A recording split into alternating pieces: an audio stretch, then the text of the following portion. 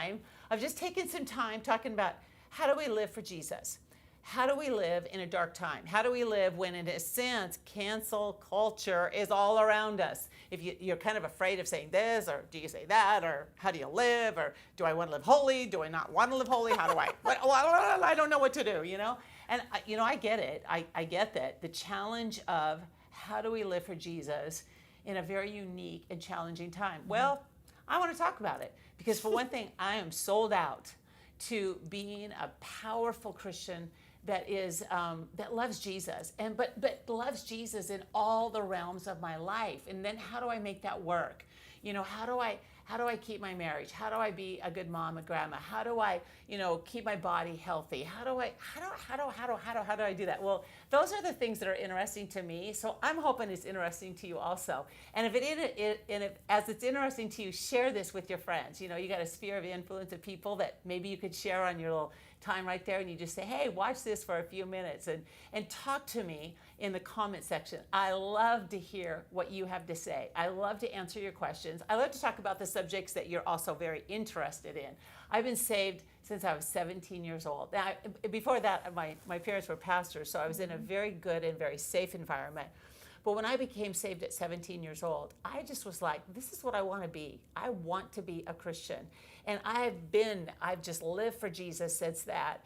And I've really had to, press in to be all that God wants me to have. So I find it so fun to talk about how to do this. So I have my favorite person in the world. I'm here with Tasha, my daughter. And we're just going to be talking about living life for Jesus and the great joy that you are. She's what are you now? 30 what? How old? 34. Yeah. You're 34 years old. I made it. You made. Yeah. Well, if you know any of my testimony, I said as a teenager I wanted to marry a redhead, which is so funny. I just don't know even where that came from. My parents laughed at me, and I said I wanted to marry a redhead. And my dream, of course, was to have a redheaded daughter. So when you were born, you're welcome. Yeah. I exist. Here I am. Yeah, she had this little, and I'm like, oh my gosh, you're for real. Yeah. Yeah. The red eyebrows. The red eyebrows. People ask if it's real all the time. It's real. I got the eyebrows to prove it. That's it. Yeah. People have asked me all the time what color you used to make that. Yeah. Yeah. And I said I prayed for it and that I got it. And you're amazing joy. Okay, so let's talk about other things beside that part of our life, which is so special to me. But you wanted to talk about parenting. Yeah. Okay, we'll talk. Where do you want to go with that? Well, you're a really great mom. Oh. Well. And I think a lot of people want to know how. Like, it seems like a lot of women want to know how to be great moms. And like, how do we do that? And then a lot of women, it seems, that follow you ask me a lot, what did your mom do? Oh. So I get that question a lot in my DMs and just in life, like at conferences and whatever. Okay. Your friends ask how we are such good friends. Yeah. And my friends, or how are you such good friends with your mom, blah, blah, blah. And so I just thought it'd be fun. Okay, I do too. Yeah. That's fun. So, and this is what I came up with. This is my list. Okay. So number one, you made time for me. Oh, okay. So I think that's like the first thing. She always says that I'm very high. What is it? High attention? Oh, very high attention. And actually, my second granddaughter, Nora, has a lot of same personality that you do, which is amazingly fun to have in a granddaughter. I adore my first granddaughter too. She's a lot like her dad, and then Nora's a lot like you. And it's literally you woke up in the morning and this is true, and so it's true with my Nora granddaughter. Is they wake up in the morning in mid-sentence talking, with a smile on their face. Sounds exhausting. And they go to bed. You go to bed. Nora goes to bed, goes to sleep, mid-sentence talking with a smile on their face. Yeah, I mean, that's true though. You both have an amazingly happy personality. But, but I've heard moms say too that sometimes it can be exhausting because you literally, you are a full attention person. Yeah. Yeah.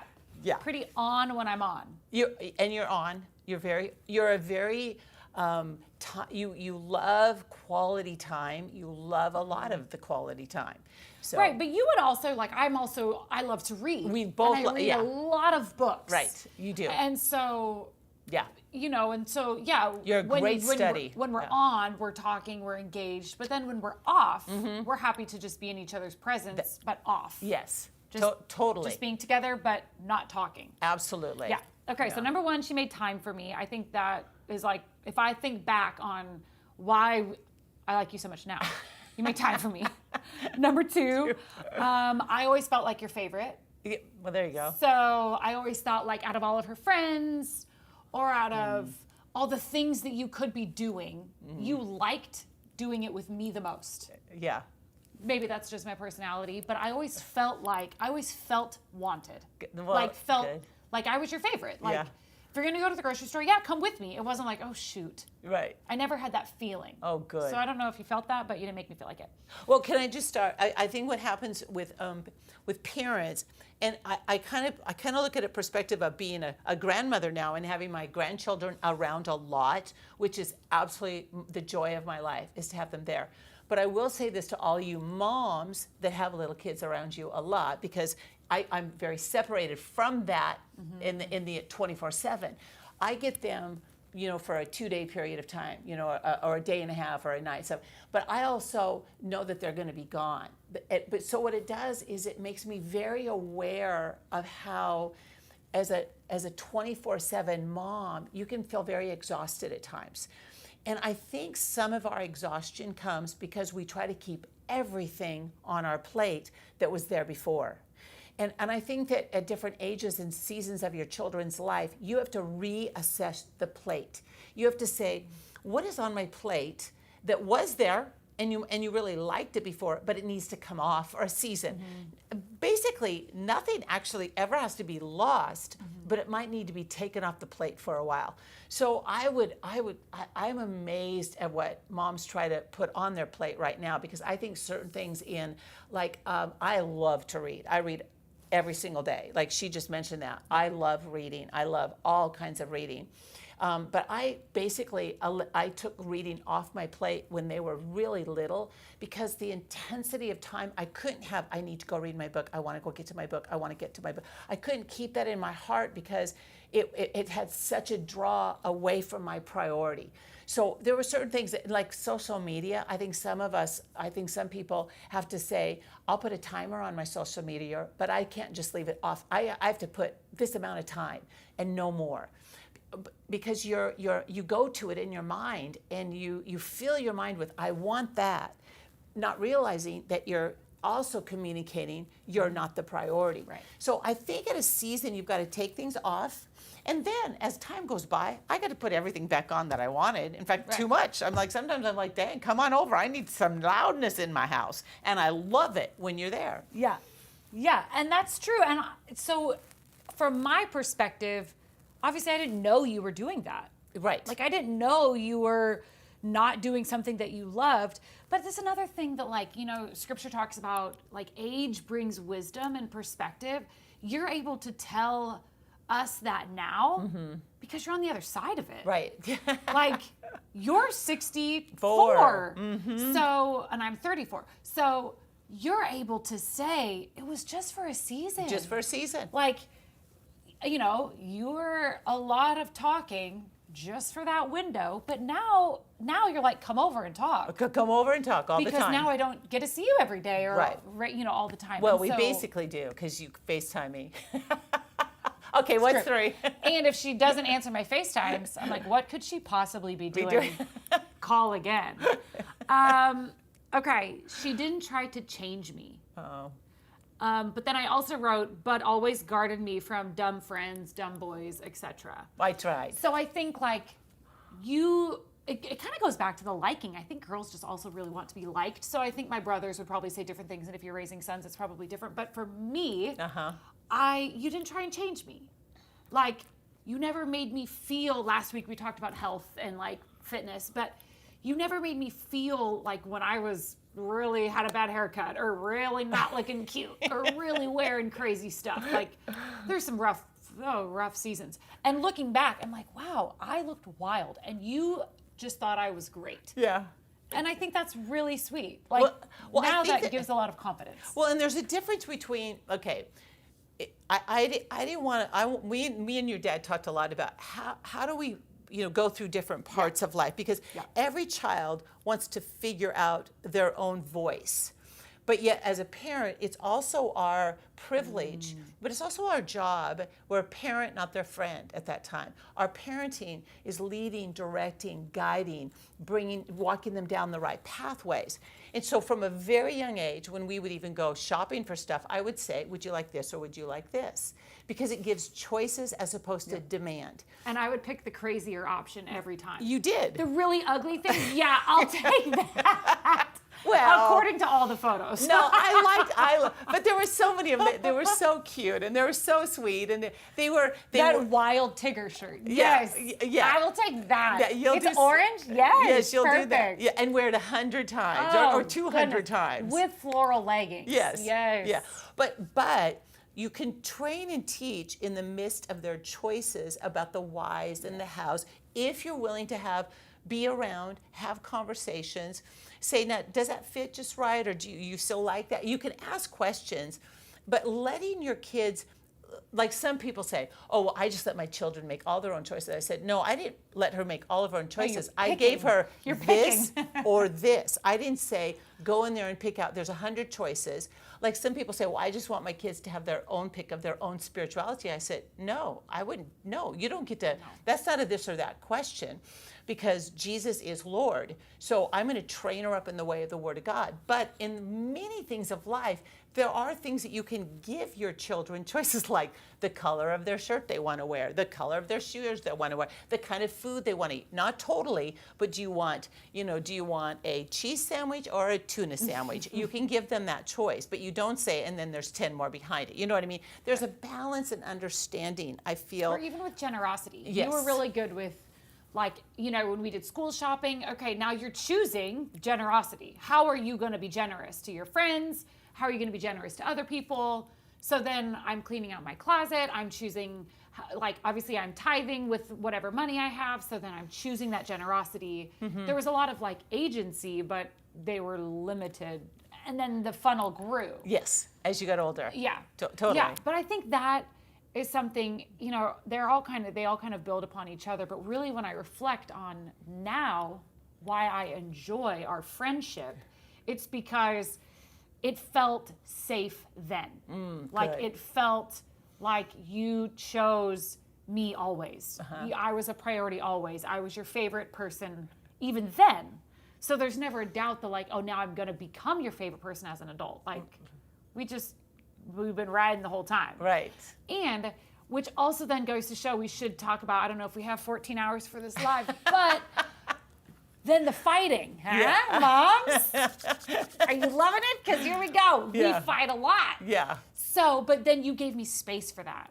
Like, you gave me space to voice my fights, or I would like really tick you off, and then you would leave and I would follow you. You would. And I'd be like, well, we're going to talk about it because I'm going to be here tomorrow, and you had a great spirit. So then you give me credit now, but we would then work out our arguments, and we'd have to work out our things or whatever we're fighting about. Even now I'm 34, I have a lot of different opinions about things. I have my own mind. That's right. My own perspective.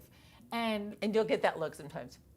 That little pinch look, and I go, oh, I just stepped on one of her differences of what we do, and then I'll go, oh, okay, explain that a little bit better to me. We made it through a political season. Yeah. We've made it through a racial climate last year. We've made it through a lot of things that we've had lots of good discussions about. Lots of discussions. And emotional and lots discussions. Of differences. Right, and differences.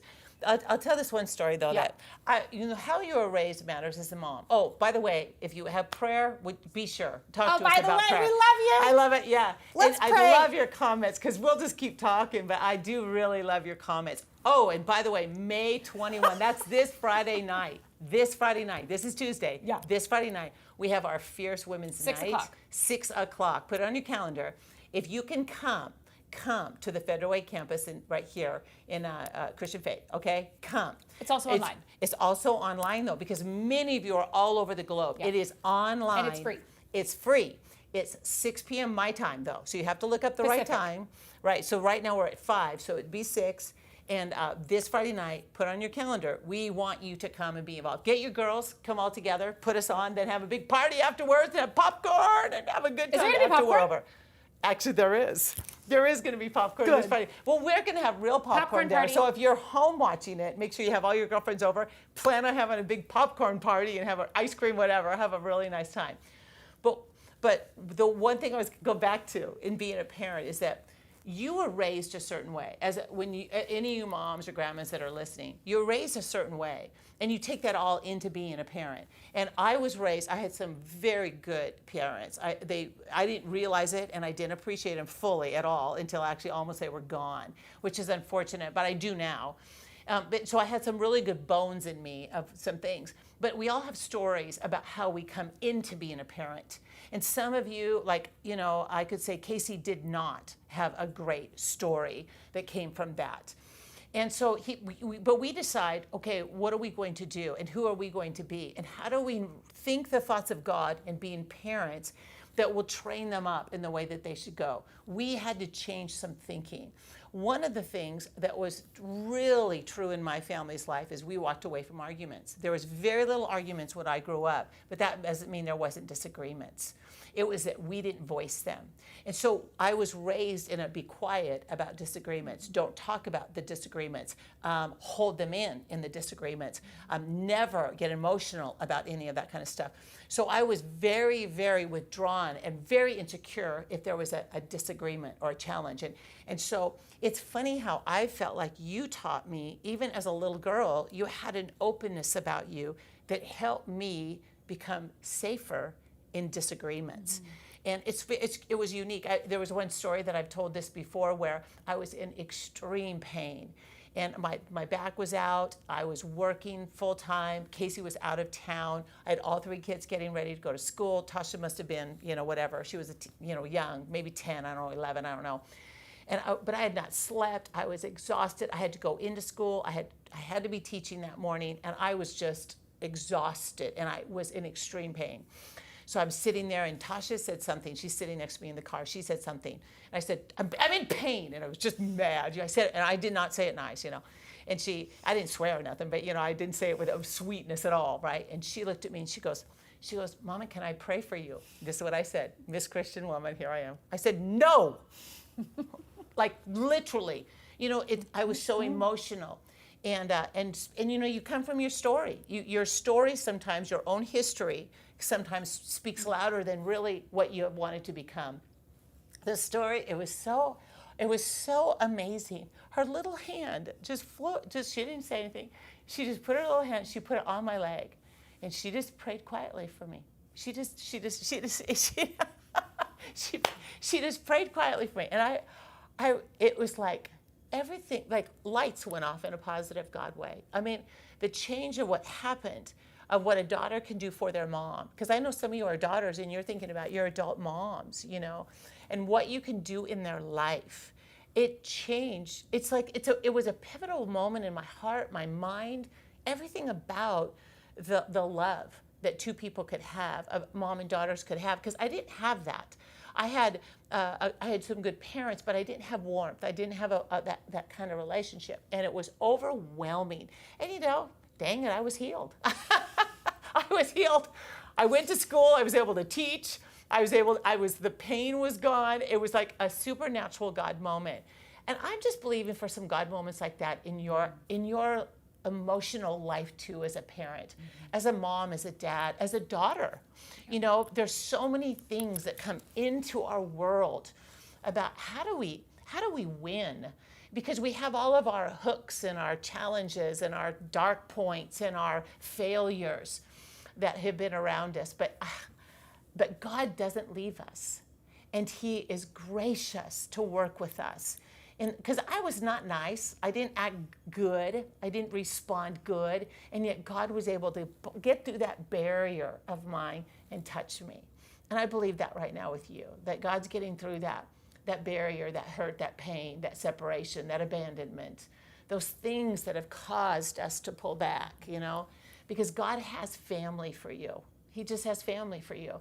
Whether it's in the birth of family, But I believe the church family is that amazing, special family that God puts in your life, in your world. So if you're not in church, man, get in church.